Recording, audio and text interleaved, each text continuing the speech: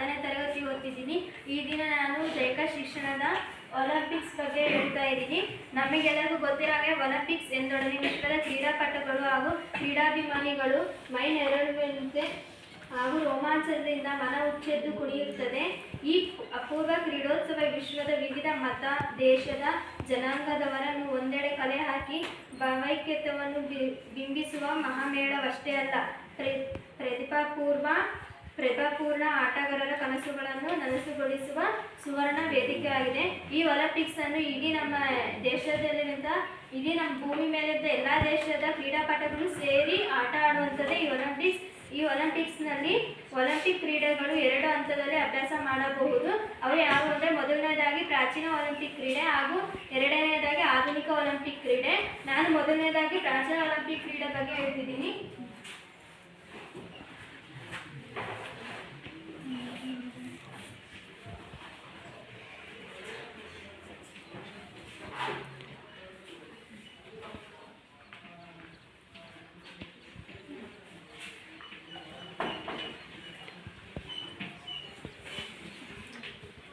ಪ್ರಾಚೀನ ಒಲಿಂಪಿಕ್ ಕ್ರೀಡೆಗಳು ವಿಶ್ವದ ಅತ್ಯಂತ ಪ್ರಾಚೀನ ಉತ್ಸವಗಳು ಎಂದು ಕರೆಯಬಹುದು. ಈ ಒಲಿಂಪಿಕ್ ಕ್ರೀಡೆಗಳ ಬೆಳವಣಿಗೆ ಕಥೆಯು ಅನನ್ಯವಾದುದು ಹಾಗೂ ಆದರ್ಶವಾದುದು ಮತ್ತು ಅಪ್ರಮಿತವಾದುದು, ಅಮೋಘವಾದದ್ದು ಕೂಡ ಆಗಿದೆ. ದಂತಕಥೆಗಳನ್ನು ನಾವೆಲ್ಲ ದಂತಕಥೆಗಳಿಂದ ಕೇಳಿರ್ತೀವಿ. ಅದೇ ರೀತಿ ಈ ಒಲಿಂಪಿಕ್ ಕ್ರೀಡೆಗೂ ಕೂಡ ಒಂದು ದಂತಕಥೆ ಇದೆ. ಅದನ್ನ ಹೇಳೋಕ್ಕೂ ಮುಂಚೆಗೆ ದಂತಕಥೆಗಳು ವೈಜ್ಞಾನಿಕತೆಯ ಮೇಲೆ ರೂಢಿಸಿಕೊಂಡು ಬಂದ ಪ್ರಾಚೀನ ಒಲಿಂಪಿಕ್ ಕ್ರೀಡೆಗಳ ಇತಿಹಾಸ ಅದ್ಭುತವಾದದ್ದು. ಆದ್ದರಿಂದ ಇದರ ಇತಿಹಾಸವು ಎಷ್ಟು ಶ್ರೀಮಂತವೋ ಅಷ್ಟೇ ಹಳೆಯದ ಆಧುನಿಕ ಒಲಿಂಪಿಕ್ ಕ್ರೀಡೆಯ ಇತಿಹಾಸ ಆಗಿದೆ. ಈ ದಂತಕಥೆ ಹೇಳ್ತೀನಿ.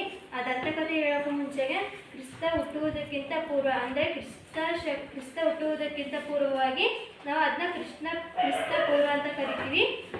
ಆವಾಗ ಸುಷ್ಯ ದೇವತೆಯ ಮಗನಾದಂತಹ ಎಕ್ರುಲಸ್ ಮತ್ತು ಅಗಿಯಸ್ ರಾಜನ ನಡುವೆ ಒಂದು ವಿವಾದ ಉಂಟಾಗುತ್ತದೆ. ಇನ್ನು ದೇವತೆಯ ಹೆಸರು ಬಂದ್ಬಿಟ್ಟು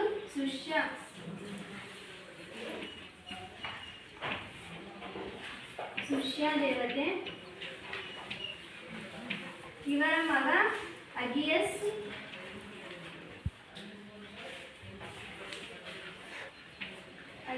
ಮತ್ತು ಎಕ್ರುಲಸ್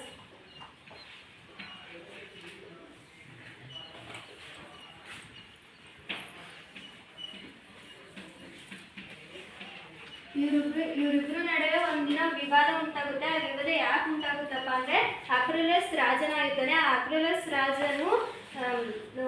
ಅಕ್ರುಲಸ್ ರಾಜನಿಗೆ ನೋವನ್ನುಂಟು ಮಾಡುವ ಹೇಯ ಕಾರ್ಯವಾದಂಥ ತನ್ನ ರಾಜ್ಯದ ಅಶ್ವಶಾಲೆಗಳು. ಈ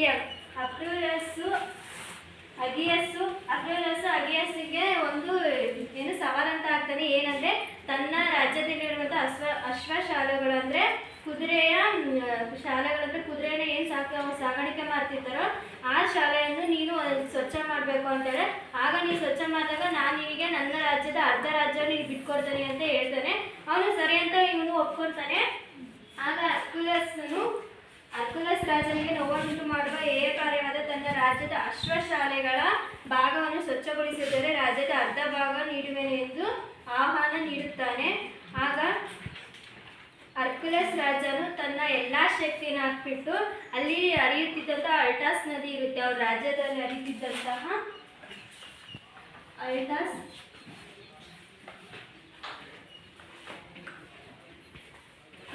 ನದಿ. ಈ ಅಲ್ಟಾಸ್ ನದಿಯನ್ನು ಹರಿಯುವ ದಿಕ್ಕನ್ನೇ ಅವನು ಬದಲಾಯಿಸಿರ್ತಾನೆ. ಆಗ ಬದಲಾಯಿಸಿದಾಗ ಅವನ ಅಗಿಯಸ್ನ ರಾಜನ ಅಶ್ವಶಾಲೆ ಏನಿರ್ತದೋ ಅದು ಫುಲ್ಲು ಸ್ವಚ್ಛ ಆಗ್ಬಿಡ್ತೈತಿ.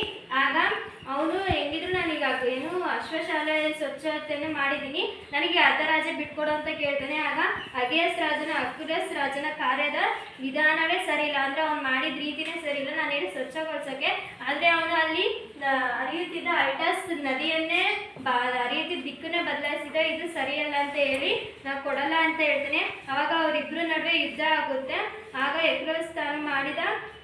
ಎಕ್ರುಲಸ್ ಮತ್ತು ಅವನ ನಡುವೆ ಫುಲ್ಲು ಯುದ್ಧ ನಡೆದಾಗ ಅಗಿಯಸ್ ರಾಜನನ್ನು ಕೊಂದು ಆತನು ರಾಜ್ಯದ ತನ್ನ ವಶಕ್ಕೆ ತೆಗೆದುಕೊಳ್ಳುತ್ತಾನೆ. ಅಂದರೆ ಅಗಿಯಸ್ಸನನ್ನು ಕೊಂದು ಅಗಿಯಸ್ ರಾಜನು ಹೆರ್ಕ್ಯುಲಸ್ ಅಗಿಯಸ್ ರಾಜನನ್ನು ಕೊಲ್ತಾನೆ. ಆಗ ಝೆಬಿಯಸ್ ರಾಜನ ಕೊಂದಾಗ ಇವನ ಪೂರ್ತಿ ರಾಜ್ಯವು ಅರ್ಕೆಲಸ್ನ ವಶಕ್ಕೆ ಬರುತ್ತೆ. ಆಗ ಆ ರಾಜ್ಯವನ್ನು ಇವನೇ ಆಳಕ್ಕೆ ಸ್ಟಾರ್ಟ್ ಮಾಡ್ತಾನೆ. ಆಗ ಅರ್ಕೆಲಸ್ ತಾನು ಮಾಡಿದ ಕಾರ್ಯದ ಬಗ್ಗೆ ಅಪರಾಧ ಪ್ರಜ್ಞೆ ಮೂಡತೊಡಗಿದಾಗ ಅದರ ಪ್ರಾಯಶ್ಚಿತ್ತಕ್ಕೋಸ್ಕರ ಈ ಪ್ರಾಚೀನ ಒಲಿಂಪಿಕ್ ಕ್ರೀಡೆಗಳನ್ನು ಪ್ರಾರಂಭ ಮಾಡಿದನೆಂದು ಇತಿಹಾಸ ತಿಳಿದು ಬಂದಿದೆ. ಅಂದ್ರೆ ಏನಪ್ಪಾ ಅಂದ್ರೆ ಇವನು ರಾಜ ಆಗಿರ್ತಾನ, ಇವನು ರಾಜ ಕೊಡ್ಲಿಲ್ಲ ಅಂತಾನೆ ಅವ್ನು ಸಾಯಿಸ್ಬಿಡ್ತಾನಲ್ಲ. ಏನೋ ಒಂದ್ 2-3 ವರ್ಷ ಅಂತಾದ್ಮೇಲೆ ಅವನು ಏನೋ ರಾಜ್ಯನ ಆಳ್ವಿಕೆ ಮಾಡ್ತಿರ್ತಾನೆ. ಆದ್ರೆ ಅವ್ನು ಕೆಲವು ಮನ್ಸಿಗೆ ಅನ್ಸುತ್ತೆ ನಾ ಮಾಡಿದ ತಪ್ಪಲ್ಲ, ಅವನು ಸಾಯಿಸ್ಬಾರ್ದಿತ್ತು ಅಂತ ಅನ್ಸಿ ಅವಾಗ ಅವನಿಗೆ ಪಾಪ ಪ್ರಜ್ಞೆ ಅಂತಾರಲ್ಲ ಆ ರೀತಿ ಮೂಡುತ್ತೆ. ಅವಾಗ ಅವನು ಪ್ರಾಚೀನ ಒಲಿಂಪಿಕ್ ಕ್ರೀಡೆಗಳನ್ನು ಪ್ರಾರಂಭ ಮಾಡಿದಂತಾನೆ ಈ ಕಥೆ ಇದೆ, ದಂತಕಥೆ. ಹಾಗೂ ನೆಕ್ಸ್ಟು ಆಧುನಿಕ ಒಲಿಂಪಿಕ್ ಕ್ರೀಡೆಗಳಂತೆ ಅದು ಪ್ರತಿ 4 ವರ್ಷಕ್ಕೊಮ್ಮೆ ನಡೆಯುತ್ತದೆ. ಅದು ಯಾವಾಗಪ್ಪ ಅಂದರೆ ಪೂರ್ಣ ಹುಣ್ಣಿಮೆಯ ದಿವಸ ಆಗಸ್ಟ್ ಮತ್ತು ಸೆಪ್ಟೆಂಬರ್ ತಿಂಗಳಲ್ಲಿ ನಡೆಯುತ್ತದೆ. ಪ್ರತಿ 4 ವರ್ಷಕ್ಕೊಮ್ಮೆ ನಡೆಯುತ್ತದೆ. ಅದು ಯಾವಾಗ ಅಂದರೆ ಪೂರ್ಣ ಹುಣ್ಣಿಮೆ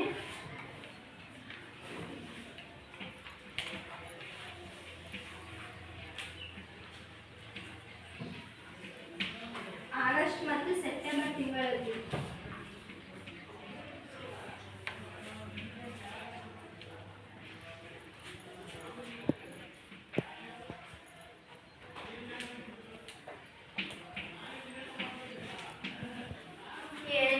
ಆಗಸ್ಟ್ ಮತ್ತು ಸೆಪ್ಟೆಂಬರ್ ತಿಂಗಳಲ್ಲಿ ಪೂರ್ಣ ಹುಣ್ಣಿಮೆಯಲ್ಲಿ ನಡೆಯುತ್ತದೆ.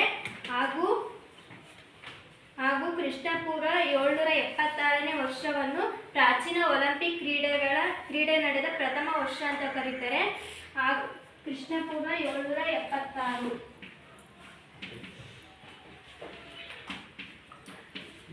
ಇದು ಪ್ರಾಚೀನ ಒಲಿಂಪಿಕ್ ಕ್ರೀಡೆ ನಡೆದ ಮೊದಲ ವರ್ಷ ಅಂತ ಹೇಳ್ತಾರೆ. ಹಾಗೂ ಪ್ರಾಚೀನ ಒಲಿಂಪಿಕ್ ಕ್ರೀಡೆಗಳು ರೋಮನ್ ರಾಜನಾದಂತಹ ಥಿಯೋಡಿಸಸ್ನಿಂದ ಅವನತಿ ಹೊಂದಿರುತ್ತೆ. ಏಕಪ್ಪ ಅಂತಂದ್ರೆ ಇದು ಸ್ಟಾರ್ಟ್ ಆಗಿದ್ದು ಕ್ರಿಸ್ತಪೂರ್ವ 776ರಲ್ಲಿ. ಮತ್ತೆ ಇದು ಯಾವಾಗ ನಿಲ್ತಪ್ಪ ಅಂದ್ರೆ ಕ್ರಿಸ್ತಶಕ 396ರಲ್ಲಿ. ಅದು ಯಾಕಂದ್ರೆ ಪ್ರಾಚೀನ ಒಲಿಂಪಿಕ್ ಕ್ರೀಡೆಗಳು ಕ್ರಿಸ್ತಪೂರ್ವ 776 ಸ್ಟಾರ್ಟ್ ಆದಾಗ ಪ್ರಾಚೀನ ಒಲಿಂಪಿಕ್ ಕ್ರೀಡೆಗಳು ರೋಮನ್ ರಾಜನಾದ ಥಿಯೋಡಿಸಸ್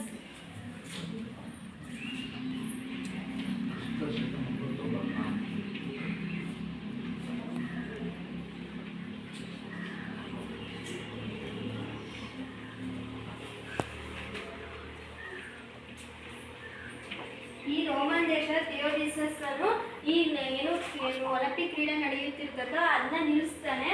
ಆಗ ಅದು ಯಾವಪ್ಪ ಅಂದ್ರೆ ಕ್ರಿಸ್ತಶಕ 396ರಂದು ನಿಲ್ಲಿಸ್ತಾನೆ. 394 ಯಾಕೆ ನಿಲ್ಲಿಸ್ತಾನೆ ಆಗ ನಿಲ್ಲಿಸ್ತಾನೆ. ಆಗ ಈ ಒಲಿಂಪಿಕ್ ಕ್ರೀಡೆಗಳಲ್ಲಿ ಕೆಲವು ನಿಯಮಗಳಿರ್ತವೆ. ಆ ನಿಯಮಗಳನ್ನ ಬರೀತೀನಿ.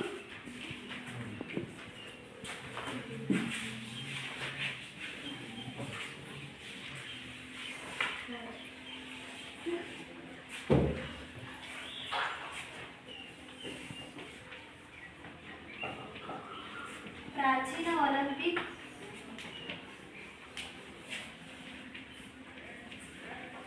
ಕ್ರೀಡೆಯ ನಿಯಮಗಳು.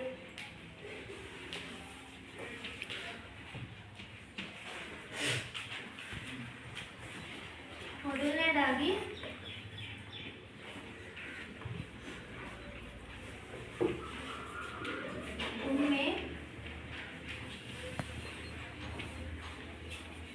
ಒಮ್ಮೆ ಕ್ರೀಡಾಪಟು ಕ್ರೀಡೆಗಳಲ್ಲಿ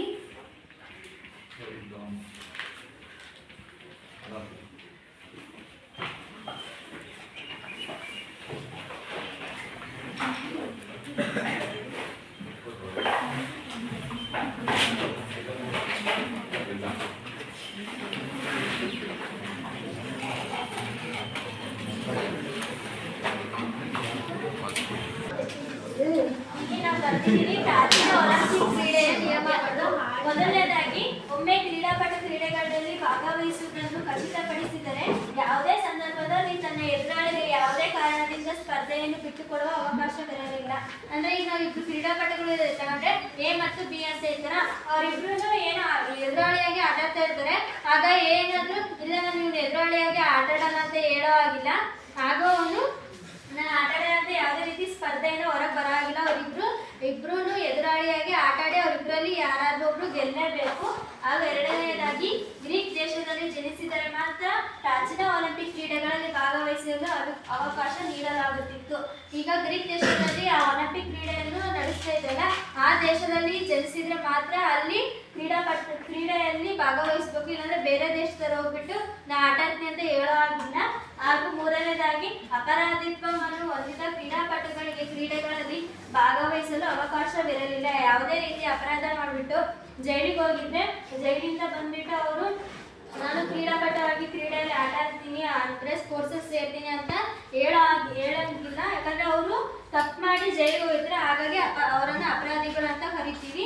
ಹಾಗೂ ಕೊನೆಯದಾಗಿ ಭಾಗವಹಿಸುವ ಕ್ರೀಡಾಪಟು ಕಡ್ಡಾಯವಾಗಿ 10 ತಿಂಗಳು ಕ್ರೀಡಾ ತರಬೇತಿಯನ್ನು ಪಡೆದಿರಬೇಕು. ಈಗ ಕ್ರೀಡಾ ಸ್ಪರ್ಧೆ ಒಲಿಂಪಿಕ್ ಕ್ರೀಡೆ ನಡೀತಾ ಇದೆ ಅಂದರೆ ಅದಕ್ಕಿಂತ ಮುಂಚಿತವಾಗಿ ಅಲ್ಲಿ ಸ್ಪರ್ಧಿಸುವ ಕ್ರೀಡಾಪಟುಗಳು ಕಡ್ಡಾಯವಾಗಿ 10 ತಿಂಗಳು ಕ್ರೀಡಾ ತರಬೇತಿಯನ್ನು ಪಡೆದಿರಬೇಕು. ಹಂಗಾಗಿ ಅವರು ಅವಾಗ ಒಲಿಂಪಿಕ್ ಕ್ರೀಡೆಯಲ್ಲಿ ಭಾಗವಹಿಸಬಹುದು. ಇದರ ನಂತರ ಪೂರ್ಣ ಹುಣ್ಣಿಮೆಯ 2 ದಿವಸ ಪೂರ್ವದಲ್ಲಿ ಕ್ರೀಡಾಪಟುಗಳನ್ನು ರಾಜ ಮೆರವಣಿಗೆಯಲ್ಲಿ ಒಲಿಂಪಿಕ್ ಕ್ರೀಡಾಂಗಣಕ್ಕೆ ಕರೆತರಲಾಗುತ್ತದೆ. ಈಗೇನಿದೆ ಇವಿಷ್ಟು ನಿಯಮಗಳಿಗೆ ಬದ್ಧರಾಗಿ ಆ ಒಲಿಂಪಿಕ್ ಕ್ರೀಡೆಯಲ್ಲಿ ಆಟ ಆಡ್ತಾ ಇರ್ತಾರೋ ಅವರನ್ನ ಯಾವುದು ರಾಜ ಮೆರವಣಿಗೆಯಿಂದ ಒಲಿಂಪಿಕ್ ಕ್ರೀಡಾಂಗಣಕ್ಕೆ ಕರ್ಕೊಂಡು ಬರ್ತಾರೆ. ಅದಾಗಿಂದೆ ಪ್ರಾಚೀನ ಒಲಿಂಪಿಕ್ ಕ್ರೀಡೆಗಳು ಪ್ರಾರಂಭವಾಗುವ ಪೂರ್ವದಲ್ಲಿ ಸ್ಪರ್ಧಾತ್ಮಕಗಳು, ತರಬೇತಿದಾರರು, ಪಾಲಕರು ಹಾಗೂ ನಿರ್ಣಯಕಾರರು ಜೀಸಸ್ ದೇವರ ಸಭಾಂಗಣದಲ್ಲಿ ಸೇರಿ ಕ್ರೀಡೆಗಳ ಸಂಘಟನೆಯ ಬಗ್ಗೆ ನಿಯಮಗಳು ಸ್ಪರ್ಧೆಗಳ ಬಗ್ಗೆ ಚರ್ಚೆ ಮಾಡಲಾಗುತ್ತಿತ್ತು. ನಂತರ ಗ್ರೀಕರ ಧಾರ್ಮಿಕ ಸೃಷ್ಟಿಯಲ್ಲಿ ಪ್ರಾಮುಖ್ಯತೆಯನ್ನು ಪಡೆದುಕೊಂಡಂತಹ ಪ್ರಾಣಿಯಾದ ಹಂದಿಯನ್ನು ಬಲಿ ಕೊಡಲಾಗುತ್ತಿತ್ತು. ಇದು ಗ್ರೀಕ್ ದೇಶದಲ್ಲಿ ನಡೀತಿತ್ತಲ್ಲ, ಅಲ್ಲಿನ ಮುಖ್ಯವಾದ ದೇವರಂದ್ರೆ ಜೀಸಸ್. ಆ ಜೀಸಸ್ ದೇವರಿಗೆ ಫಸ್ಟ್ ಅವರು ಪೂಜೆ ಮಾಡಿಬಿಟ್ಟು ಪೂಜೆ ಮಾಡಿ ಆಟನ ಸ್ಟಾರ್ಟ್ ಮಾಡೋಕ್ಕಿಂತ ಮುಂಚೆಗೆ ಅವರು ಅಲ್ಲಿ ಹಂದಿನ ಬಲಿ ಕೊಟ್ಬಿಟ್ಟು ಆನಂತರ ಒಲಿಂಪಿಕ್ ಕ್ರೀಡೆಯನ್ನ ಶುರು ಮಾಡ್ತಾ ಇದ್ರು. ನಂತರ ಪವಿತ್ರದ ಒಲಿಂಪಿಕ್ ಜ್ಯೋತಿಯ ಜ್ವಾಲೆಯನ್ನು ಜೀಸಸ್ ದೇವರ ಅಗ್ನಿಕುಂಡದಲ್ಲಿ ಕ್ರೀಡೆಗಳು ಮುಗಿಯುವ ಅವಧಿಯವರೆಗೆ ಉಳಿಸಲಾಗುತ್ತಿತ್ತು. ಈ ಒಲಿಂಪಿಕ್ ಕ್ರೀಡೆನ ಏನು ಸ್ಟಾರ್ಟ್ ಮಾಡ್ತಿದ್ರು ಅವಾಗ ಆ ಜೀಸಸ್ ದೇವರ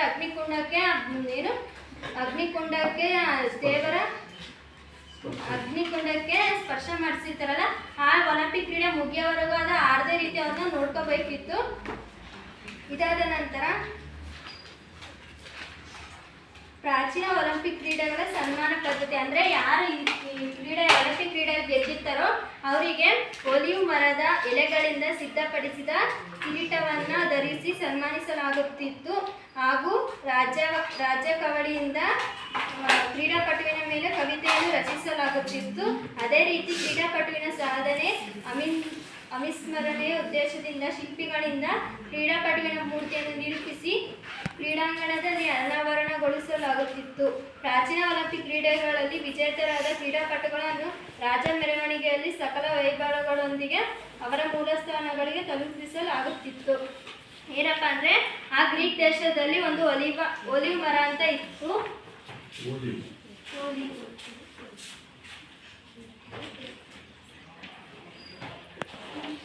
ಒಲಿವ್ ಮರ, ಈ ಮರದಲ್ಲಿರುವಂತಹ ಎಲೆಗಳು ತಗೊಂಡು ಅದರಿಂದ ಒಂದು ಕಿರೀಟ ಅಂತ ಮಾಡಿ ಅದನ್ನ ಯಾರು ಗೆದ್ದಿರ್ತಾರೋ ಅವ್ರ ತಲೆಗಿಟ್ಟು ಅವ್ರಿಗೆ ಸನ್ಮಾನ ಮಾಡ್ತಿದ್ರು.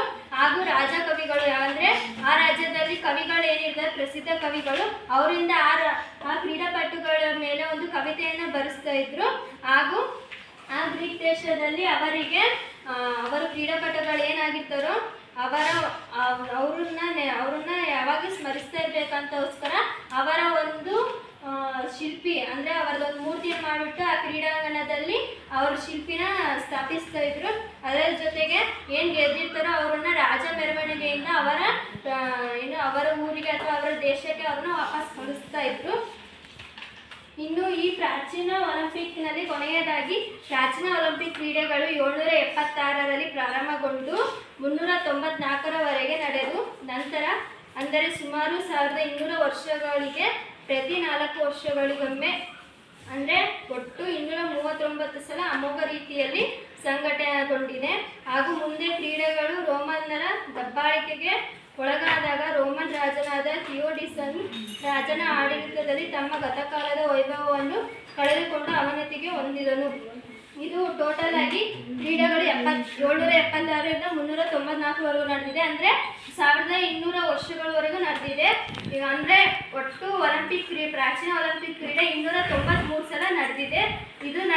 ಇದು ಆದ ನಂತರ ರೋಮನ್ ರಾಜನಾದಂತಹ ಥಿಯೋಡಿಸ್ನ ದಬ್ಬಾಳಿಕೆಯಿಂದ ಈ ಪ್ರಾಚೀನ ಒಲಿಂಪಿಕ್ ಕ್ರೀಡೆಯನ್ನು ನಿಲ್ಲಿಸುತ್ತಾರೆ. ಧನ್ಯವಾದಗಳು.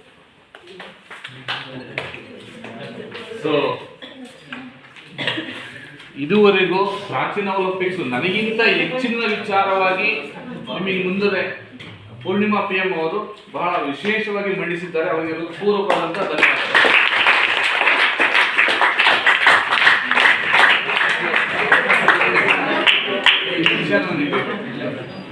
ಲಕ್ಷ್ಮಿ, ನಾನು 10ನೇ ತರಗತಿಯಲ್ಲಿ ಓದುತ್ತಿದ್ದೇನೆ. ಈ ದಿನ ದೈಹಿಕ ಶಿಕ್ಷಣ ವಿಷಯದ ಆಧುನಿಕ ಒಲಿಂಪಿಕ್ ಕ್ರೀಡೆಗಳ ಬಗ್ಗೆ ಹೇಳ್ತಿದ್ದೀನಿ.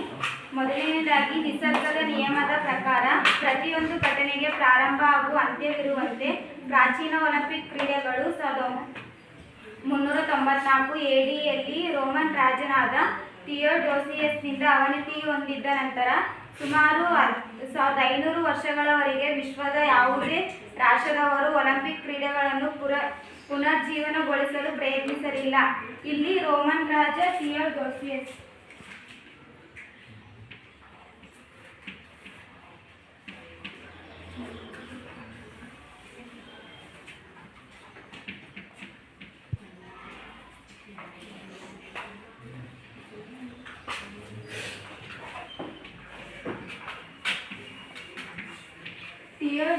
ಥಿಯೋಡೋಸಿಯಸ್ನ ಆಧುನಿಕ ಒಲಿಂಪಿಕ್ ಕ್ರೀಡೆಯ ಪಿತಾಮಹ ಎಂದು ಕರೆಯುತ್ತಾರೆ. ಅಲ್ಲಿನ ಸಂಸ್ಕೃತಿಯ ಮೇಲೆ ಹೊಸ ಬೆಳಕು ಬಿದ್ದಿದ್ದು 5ನೇ ಶತಮಾನದ ನಂತರ 1880ರಲ್ಲಿ ಬರ್ಮಾದ ಕೆಲವು ಪ್ರಾಚೀನ ಸಂಶೋಧಕರು ಒಲಿಂಪಿಯಾದಲ್ಲಿ ಅವಶೇಷಗಳನ್ನು ಕಂಡುಹಿಡಿದರು. ಪೂರ್ವದಲ್ಲಿ ಗ್ರೀಕ್ ದೇಶದವರೇ ಆದ ಇವಾಂಜೆಲಿಯಸ್ ಜಪಾನ್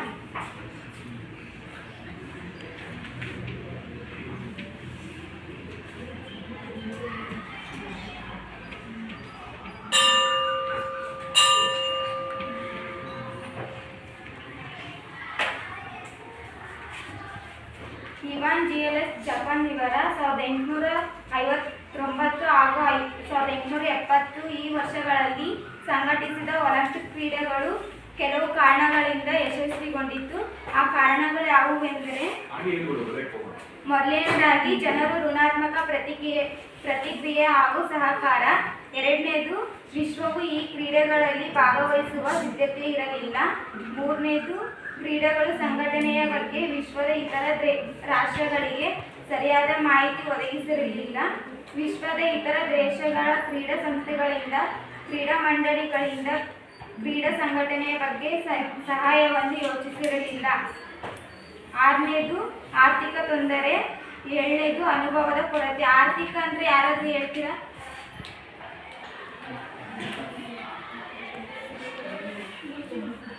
ಗೊತ್ತಿಲ್ಲ. ಆರ್ಥಿಕ ಅಂದರೆ ಹಣಕಾಸಿನ ತೊಂದರೆ ಇತ್ತು. ಹಾಗಾಗಿ ಹಣಕಾಸಿನ ತೊಂದರೆಯಿಂದ ಆಧುನಿಕ ಒಲಿಂಪಿಕ್ ಕ್ರೀಡೆ ಯಶಸ್ವಿಗೊಂಡಿತ್ತು. ಇವೆಲ್ಲ ಕಾರಣಗಳಿಂದ ಒಲಿಂಪಿಕ್ ಕ್ರೀಡೆಗಳ ಪುನಶ್ಚೇತನ ಹಾಗೂ ವಿಫಲವಾದಾಗ ಈ ಕಾರ್ಯವನ್ನು ಫ್ರೆಂಚ್ ಸರ್ಕಾರಕ್ಕೆ ಒಪ್ಪಿಸಲಾಯಿತು.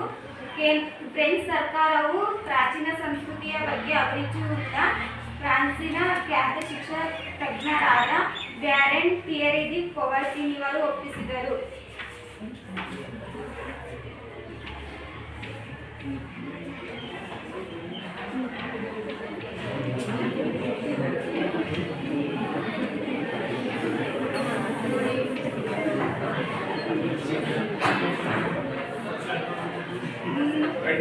ಮುಂದೆ 1894ರಲ್ಲಿ ಫ್ರೆಂಚ್ ಕ್ರೀಡಾ ಒಕ್ಕೂಟದ ಪರವಾಗಿ ಅಂತಾರಾಷ್ಟ್ರೀಯ ಕ್ರೀಡಾ ಕಾಂಗ್ರೆಸ್ ಸಭೆಯಲ್ಲಿ ಇವರು ತಮ್ಮ ವಿಚಾರವನ್ನು ಮಂಡಿಸಿದಾಗ ಅದಕ್ಕೆ ಮನ್ನಣೆ ದೊರಕಿ ಪ್ರಾಚೀನ ಒಲಿಂಪಿಕ್ ಕ್ರೀಡೆಗಳ ಜನಗಳ ಹಾಗೂ ಒಲಿಂಪಿಕ್ ಕ್ರೀಡೆಗಳ ಪುನರ್ಜೀವನಕ್ಕೆ ನಾಂದಿಯಾದಂಥ ಸ್ಥಳವಾದ ಅಥೆನ್ಸ್, ಗ್ರೀಕ್ ದೇಶದ ಅಥೆನ್ಸ್ ಸ್ಥಳ.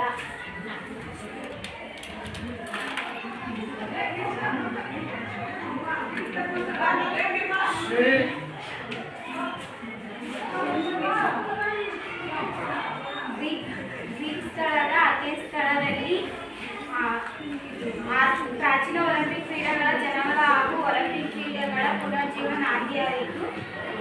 ಮುಂದೆ ಒಲಿಂಪಿಕ್ ಕ್ರೀಡೆಗಳ ಸಿದ್ಧತೆ ನಡೆದಾಗ ಇವರಿಗೆ ಕ್ರೀಡೆಗಳ ಸಂಘಟನೆ ಆರ್ಥಿಕ ತೊಂದರೆ ಉಂಟಾದಾಗ ಗ್ರೀಕ್ ಸರ್ಕಾರ ಇದಕ್ಕೆ ಧನ ಸಹಾಯ ಕೋರಿದರು.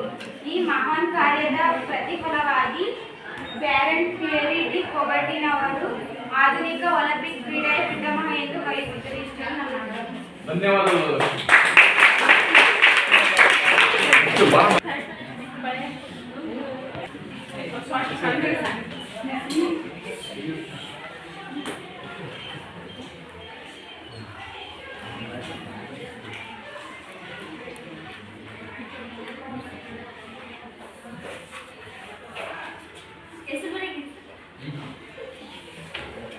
ನನ್ನ ಹೆಸರು ಗೀತಾ, 10ನೇ ತರಗತಿ SRHS ಕಲಘಟ್ಟೆ. ನಾನು ಹೇಳ್ತಿರೋದು ಒಲಿಂಪಿಕ್ ಧ್ವಜದ ಬಗ್ಗೆ. ಈ ಒಲಿಂಪಿಕ್ ಅಂದ ತಕ್ಷಣ ಒಲಿಂಪಿಕ್ ಎಂದೊಡನೆ ವಿಶ್ವದ ಎಲ್ಲ ಕ್ರೀಡಾಪಟುಗಳ ಹಾಗೂ ಕ್ರೀಡಾಭಿಮಾನಿಗಳ ಮೈ ಮನಸೇರುವಂತೆ ಹಾಗೂ ರೋಮಾಂಚನದಿಂದ ಮನ ಉಚ್ಚೆದು ಕುಣಿಯುತ್ತಾರೆ. ಈ ಅಪೂರ್ವ ಕ್ರೀಡೋತ್ಸವ ವಿಶ್ವದ ವಿವಿಧ ಮತ ದೇಶದ ಜನಾಂಗದವರನ್ನು ಒಂದೆಡೆ ಕಲೆ ಹಾಕಿ ಭಾವೈಕ್ಯತೆಯನ್ನು ಬಿಂಬಿಸುವ ಮಹಾವೇಳವಷ್ಟೇ ಅಲ್ಲ, ಪ್ರತಿಭಾಪೂರ್ವ ಆಟಗಾರರ ಕನಸುಗಳನ್ನು ನನಸುಗೊಳಿಸುವ ಸುವರ್ಣ ವೇದಿಕೆಯಾಗಿರುತ್ತದೆ. ಈ ಒಲಿಂಪಿಕ್ ನಮ್ಮ ಭಾರತ ದೇಶದಲ್ಲಿ ಈ ಸಲ 2024-25ನೇ ಸಾಲಿನಲ್ಲಿ ಫ್ರಾನ್ಸ್ ದೇಶದ ಪ್ಯಾರಿಸ್ ಎಂಬ ಸ್ಥಳದಲ್ಲಿ ನಡೆಯುತ್ತಿದೆ. ಈ ಒಲಿಂಪಿಕ್ ಧ್ವಜ ಎಂದರೆ ಒಲಿಂಪಿಕ್ ಧ್ವಜವನ್ನು 1912ರಲ್ಲಿ ಕೊಬರ್ಟಿನ್ ರವರು ಜಾರಿಗೊಳಿಸ್ತಾರೆ. 1914ರಲ್ಲಿ ಪ್ಯಾರಿಸ್ನಲ್ಲಿ ನಡೆದ ಒಲಿಂಪಿಕ್ ಸಮ್ಮೇಳನದಲ್ಲಿ ಈ ಧ್ವಜವನ್ನು ಅಧಿಕೃತವಾಗಿ ಪ್ರಸ್ತುತಪಡಿಸ್ತಾರೆ. ಈ ಪ್ರಕಾರದ ಧ್ವಜವನ್ನು ಪ್ರಥಮ ಬಾರಿಗೆ 1920ರಲ್ಲಿ ಬೆಲ್ಜಿಯಂನ ಆಂಟ್ವರ್ಪ್ ಒಲಿಂಪಿಕ್ ಕ್ರೀಡೆಗಳು ನಡೆದಾಗ ಬೆಳಕಿಗೆ ತರಲಾಗುತ್ತದೆ. ಈ ಧ್ವಜವು ಶಾಂತಿಯ ಸಾಂಕೇತಿಕವಾಗಿರುತ್ತದೆ. ಈ ಧ್ವಜವನ್ನು ಬಿಳಿಯ ಸಿಲ್ಕ್ ಬಟ್ಟೆಯಿಂದ ಸಿದ್ಧಪಡಿಸಲಾಗಿರುತ್ತದೆ. ಈ ಧ್ವಜವು 3 ಮೀಟರ್ ಉದ್ದ, 2 ಮೀಟರ್ ಅಗಲವಿರುತ್ತದೆ. ಈ ಧ್ವಜದಲ್ಲಿ 5 ರೀತಿಯ ಬಣ್ಣದ ಬಳೆಗಳನ್ನು ನಿರ್ಮಿಸಲ್ಪಟ್ಟಿರುತ್ತದೆ. 5 ರೀತಿಯ ಬಳೆಗಳು ಯಾವುವು ಅಂದರೆ, ಇದು ನೀಲಿ ಬಣ್ಣವನ್ನು ಹೊಂದಿರುತ್ತದೆ, ಇದು ಹಳದಿ ಬಣ್ಣವನ್ನು ಹೊಂದಿರುತ್ತದೆ, ಇದು ಕಪ್ಪು ಬಣ್ಣವನ್ನು ಹೊಂದಿರುತ್ತದೆ, ಇದು ಹಸಿರು ಬಣ್ಣವನ್ನು ಹೊಂದಿರುತ್ತದೆ, ಇದು ಕೆಂಪು ಬಣ್ಣವನ್ನು ಹೊಂದಿರುತ್ತದೆ. ನೀಲಿ ಬಣ್ಣ ನಮ್ಮ 5 ಪ್ರಮುಖ ಖಂಡಗಳನ್ನು ಹೊಂದಿರುತ್ತದೆ. ನೀಲಿ ಅಮೆರಿಕ ದೇಶವನ್ನು ಹೊಂದಿರುತ್ತದೆ. ಹಳದಿ ಏಷ್ಯಾ ಖಂಡ. ನೀಲಿ ಬಣ್ಣವು ಅಮೆರಿಕ ದೇಶವನ್ನು ಹಳದಿ ಬಣ್ಣ ಏಷ್ಯಾ ಖಂಡ.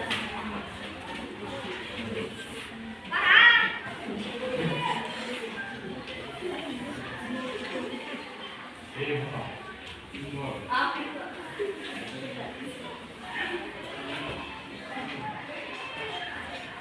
ಹಸಿರು, ಇದು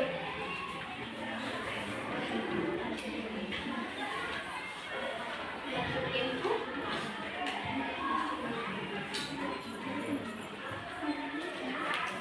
ಆಸ್ಟ್ರೇಲಿಯಾ.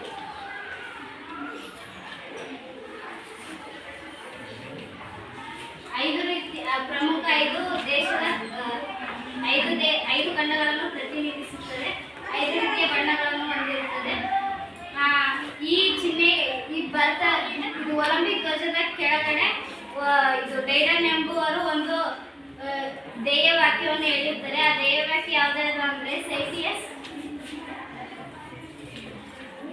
ಡೈಡನ್ ಅವರು ರಚಿಸಿರುವ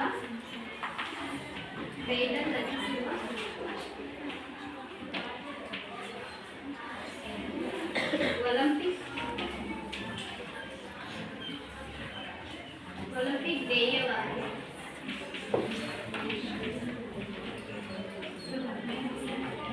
ಒಂದನೆಯದು ಸೈಕ್ಲಿಸ್ಟ್,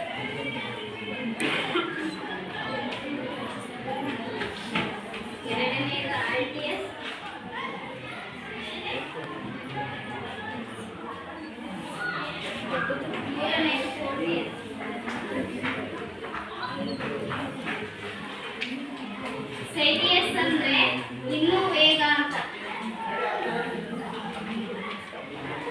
ಅಲ್ಟಿಯಸ್ ಅಂದ್ರೆ ಇನ್ನೂ ಎತ್ತರ.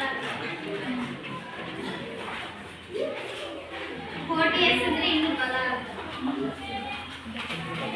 ಇಷ್ಟು ಹೇಳಿ ನಾನು ಒಲಿಂಪಿಕ್ ಧ್ವಜದ ಬಗ್ಗೆ ತಿಳಿಸ್ತೇನೆ. ಸೊ ಇದುವರೆಗೂ ಒಲಿಂಪಿಕ್ ಧ್ವಜ, ಆ ರಿಂಗು, ಆ ಹೊಳೆಗಳು ಮತ್ತು ಧ್ಯೇಯವಾಕ್ಯವನ್ನು ತಿಳಿಸಿಕೊಟ್ಟಿರ್ತಕ್ಕಂಥ ಗೀತಾ ಅವರಿಗೆ ಹೃತ್ಪೂರ್ವಕವಾದಂತಹ ವಂದನೆಗಳು. ನನ್ನ ಹೆಸರು ಅರ್ಚನಾ, ನಾನು 10ನೇ ತರಗತಿ ಓದ್ತಿದ್ದೀನಿ. ನಾನೀಗ ಒಲಿಂಪಿಕ್ ಜ್ಯೋತಿಯ ಬಗ್ಗೆ ಹೇಳ್ತೀನಿ. ಒಲಿಂಪಿಕ್ ಕ್ರೀಡೆಗಳ ಉಗಮ ಸ್ಥಾನವಾದ ಗ್ರೀಕ್ ದೇಶದಲ್ಲಿ ಒಲಿಂಪಿಯಾದಲ್ಲಿ ಜಿಯಸ್ ದೇವರ ಗುಡಿಯ ಮುಂದೆ ಸೂರ್ಯನ ಕಿರಣಗಳ ಸಹಾಯದಿಂದ ವರ್ತಿಸಿದ ಒಲಿಂಪಿಕ್ ಜ್ಯೋತಿಯನ್ನು ವಿಶ್ವದ ಆಯಾ ರಾಷ್ಟ್ರಗಳ ಪ್ರತಿಭಾವಂತ ಆಟಗಾರರ ಮೂಲಕ ಸಾಗಿಸುತ್ತಾ ಒಲಿಂಪಿಕ್ ಕ್ರೀಡೆಗಳ ಪ್ರಾರಂಭೋತ್ಸವಕ್ಕೆ ಕ್ರೀಡಾಂಗಣಕ್ಕೆ ಬಂದು ತೊಡಗುವಂತೆ ಸಂಘಟಕರು ವ್ಯವಸ್ಥೆ ಮಾಡುತ್ತಾರೆ. ಈ ಒಲಿಂಪಿಕ್ ಕ್ರೀಡಾ ಜ್ಯೋತಿಯು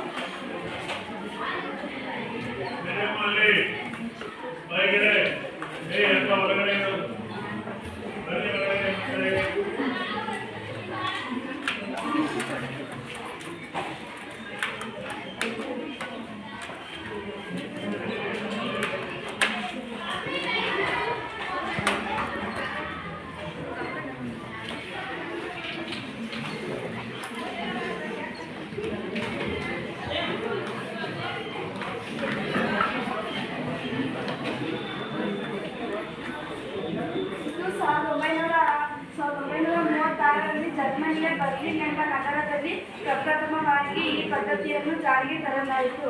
ಆಧುನಿಕ ಒಲಿಂಪಿಕ್ ಕ್ರೀಡೆಗಳು ವಿಶ್ವದ ಯಾವುದೇ ರಾಷ್ಟ್ರಗಳಲ್ಲಿ ನಡೆದರೂ ಸಹ ಒಲಿಂಪಿಕ್ ಕ್ರೀಡಾ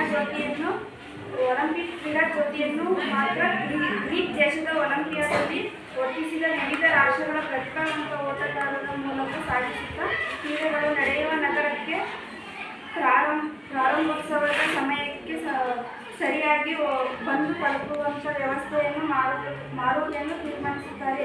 ಈ ಒಲಿಂಪಿಕ್ ಜ್ಯೋತಿಯನ್ನು ವಿಮಾನದ ಅಥವಾ ಹಡಗಿನ ಮೂಲಕ ಕೂಡ ಸಾಗಿಸುವಂತೆ ವ್ಯವಸ್ಥೆ ಮಾಡಿದರು.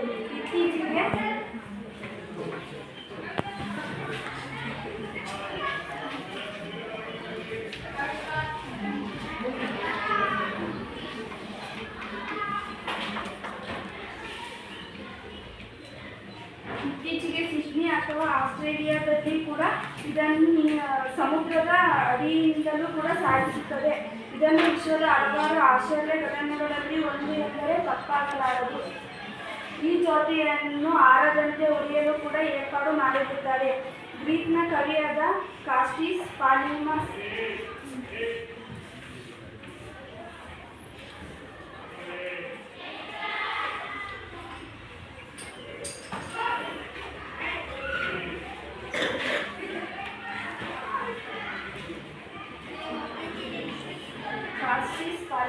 ಎಂಬ ಬರೆದ ಗೀತೆಗೆ ಸ್ಟೈಲಸ್ ಸಮರ್ಥ.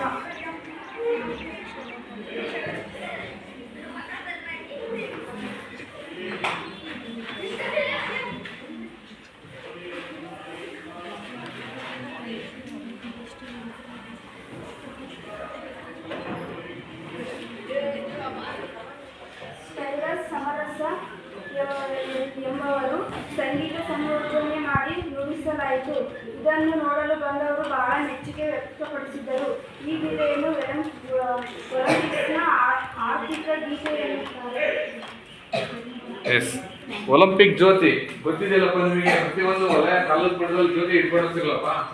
ಹಾಗೆ ಒಲಿಂಪಿಕ್ ಜ್ಯೋತಿ ಅಂತಕ್ಕಂಥದ್ದನ್ನ ಈಗಿನ ಒಲಿಂಪಿಕ್ಸ್ ಆಗಿರಲಿ, ಹಿಂದೆ ಆಗಿರಲಿ, ಪ್ರಾಚೀನ ಒಲಿಂಪಿಕ್ಸ್, ಯಾವುದೇ ಒಲಿಂಪಿಕ್ಸ್ ಆಗಲಿ, ಒಲಿಂಪಿಯಾ ಅಂತಕ್ಕಂಥ ಒಂದು ಊರು ಜಿಯಸ್ ಅಂತಕ್ಕಂಥ ಒಂದು ದೇವರ ಸಮ್ಮುಖದಲ್ಲಿ ಸೂರ್ಯನ ಕಿರಣಗಳಿಂದ ಮಾತ್ರ ಆ ಪಂಜನ ಹಚ್ಚಲಾಗುತ್ತೆ. ಯಾವುದೇ ಲೈಟ್ ಆಗಲಿ, ಯಾವುದೇ ಬೆಂಕಿ ಪಟ್ಟಣ ಆಗಲಿ, ಅದು ಟಾರ್ಚ್ ಆಗಲಿ, ಯಾವುದರಿಂದಲೂ ಹಚ್ಚಲ್ಲ. ಇವತ್ತು ಸಮೇತ, ಈಗಲೂ ಸಮೇತ ಅಂತಹ ಒಂದು ಪಂಜನ್ನ ಯಾವುದೇ ದೇಶದಲ್ಲಿ ಆಗಿರ್ಲಿ, ನೋಡಿ ಗ್ರೀಕ್ ದೇಶದ ಎಲ್ಲಿದೆ ಒಲಿಂಪಿಕ್, ಇವತ್ತು ಪ್ಯಾರಿಸ್ ಎಲ್ಲಿದೆ, ಸೊ ಅಲ್ಲಿಗೂ ಸಮೇತ ತಾಂಡು ಹೋಗ್ತಾ ಇದ್ದಾರೆ.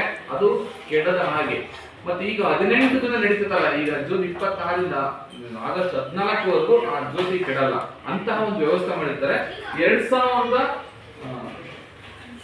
ಇಸ್ವಿಯಲ್ಲಿ ಆಸ್ಟ್ರೇಲಿಯಾದ ರಾಜಧಾನಿ ಸಿಡ್ನಿ ಅಂತಕ್ಕಂಥ ಒಂದು ಸ್ಥಳದಲ್ಲಿ ಅದು ಆಸ್ಟ್ರೇಲಿಯಾದಲ್ಲಿ ಹೋಗ್ಬೇಕಾದ್ರೆ ಫುಲ್ ಇದ್ರಲ್ಲಿ ಹೋಗ್ಬೇಕು, ಸಮುದ್ರದ ಮಾರ್ಗದಲ್ಲೇ ಹೋಗ್ಬೇಕು. ಸೊ ಹಾಗಾಗಿ ಹಡಗಿನ ಸಮುದ್ರದ ಒಳಗಿನ ಮುಖಾಂತರ ಸಮೇತ ತಾಂಡೋಗಿರ್ತಕ್ಕಂಥ ಒಂದು ನಿದರ್ಶನ ಇದೆ. ಅಂತಹ ಒಂದು ಒಲಿಂಪಿಕ್ ಜ್ಯೋತಿ ಬಗ್ಗೆ ಅರ್ಚನಾ ಅವರು ಬಹಳ ಸೊಗಸಾಗಿರೋದು, ಅವರಿಗೆ ವಂದನೆಗಳು.